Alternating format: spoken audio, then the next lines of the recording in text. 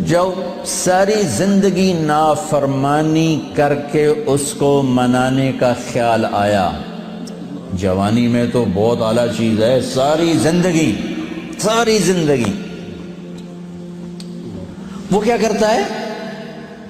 من تقرب الی تلقیتہ من بعید، کوئی تمہارا خصوصی دوست مہمان آئے تو تم باہر نکل کے ویلکم کرتے ہو۔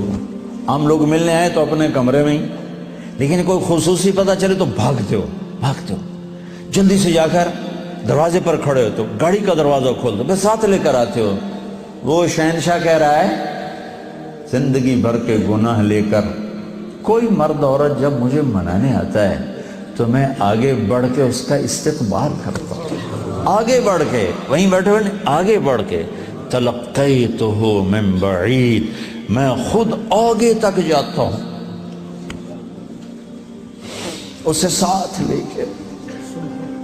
آگے کب سے تیرا انتظار تھا، اللہ کو کیا ضرورت ہے کسی کی؟ ایک مرد عورت توبہ کر لے تو ساتوں آسمان پہ لائٹیں لگ جاتی، ساتوں آسمان میں لائٹیں۔ وہ کہتے ہیں یہ کیا چکر ہے؟ تو اللہ کی طرف سے اعلان ہوتا ہے ایک اللہ کے بندی نے توبہ کی ہے، اس کی خوشی میں یہ سب روشنیاں ہیں۔ اب شادیوں میں نہیں لائٹیں لگاتے، تو میرا اللہ اتنا خوش ہوتا ہے کہ ساتوں آسمان پہ روشنیاں۔ من تقرب الی تلقیتہ من بعید، جو مجھے راضی کرنے کے لیے، توبہ کرنے کے لیے آتا ہے، میں آگے بڑھ کے اس کا استقبال کرتا ہوں۔ ومن اعرض عنی، اور جو نہیں آتا اس کے ساتھ کیا کرتا ہوں؟ نادیتہ عن قریب، اس کے پاس میں خود چلا جاتا ہوں، آ جا مجھے منا لے، آ جا مجھے منا لے۔ اس کے کہا اولک رب غیری، کوئی میرے جیسا اور رب ہے؟ کوئی میرے جیسا اور رب ہے؟ یہ ساری باتوں کے بعد اب اس آیت پہ غور کرو، جو میرا اللہ گلہ کر رہا ہے، ما قدر اللہ حق قدرہ، میرے بندو تم نے میری قدر نہیں کی۔ بھائی بہنوں، اپنے اللہ سے صلح کرو۔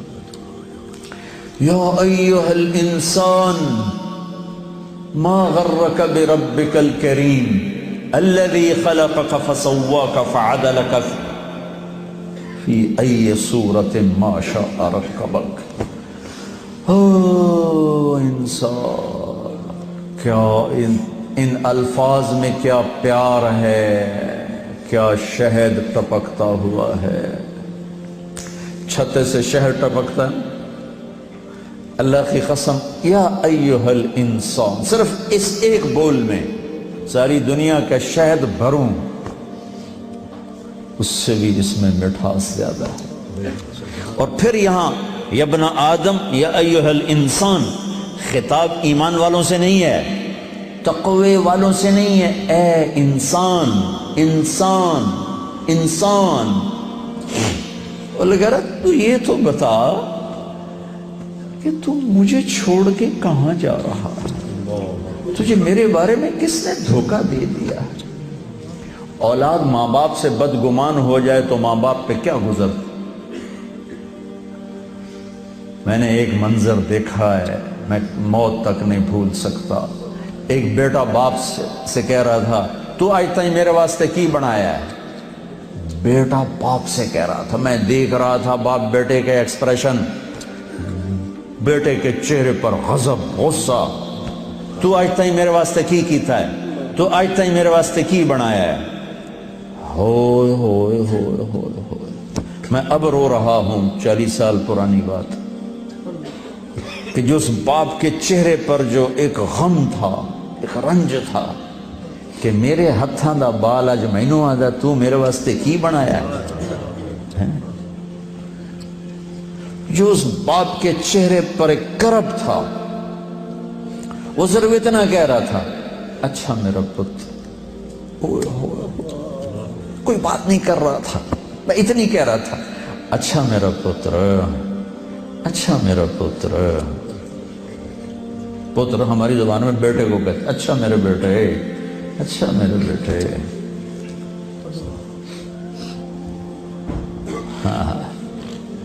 یہ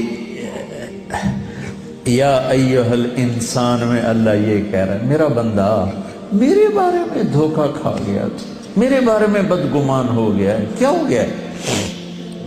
آ تو صحیح، پھر میری رحمت تو دیکھ، آ تو صحیح۔ حضرت عمر رضی اللہ عنہ کے زمانے میں ایک شخص گویہ تھا، وہ ایک تارا ہوتا تھا، وہ بجا بجا کے نا اپنی روٹی کماتا تھا، بوڑھا ہو گیا، آواز ختم ہو گئی، فاقہ آ گیا، تو گانا بجانا کوئی اچھا کام تو ہے نہیں، تو گیا جنت البقیع میں، تو کہنے لگا یا اللہ جب آواز تھی تو لوگ سنتے تھے، روٹی بھی چلتی تھی، آواز گئی تو روٹی بھی گئی، اب اس بڑھاپے میں کہاں جاؤں؟ اللہ کو میرے رزق کا انتظام فرما، مجھے معاف فرما۔ عمر رضی اللہ عنہ مسجد میں سوئے ہوئے تھے، ان کو خواب میں آواز آئی، میرا ایک بندہ جنت البقیع میں مجھے پکار رہا ہے۔ کس کو آواز آئی؟ عمر۔ کس کے بارے میں؟ گانے والا۔ عمر رضی اللہ عنہ ننگے پاؤں دوڑے، ننگے سر، پتہ نہیں کون ابدال بیٹھا ہے وہاں پکارنے والا، جو دوڑے ہوئے اندر آئے تو قدموں کی آہٹ،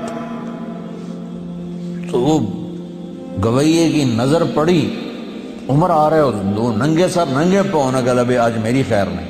وہ اٹھ کے دوڑنے لگا، تو اس نے کہا ٹھہرو ٹھہرو ٹھہرو ٹھہرو، میں خود نہیں آیا ہوں، مجھے بھیجا گیا ہے۔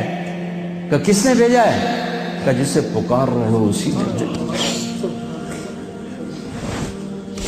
وہ بوڑھا بیٹھ گیا، کہنے لگا واہ میرے رب، ساری زندگی تیری نافرمانی کی، آج تجھے پکارا تو اپنے پیٹ کی خاطر پکارا، اور تو نے اتنا بڑا میرا اعزاز، اتنی بڑی مجھے عزت دی، اے اللہ مجھے معاف کر۔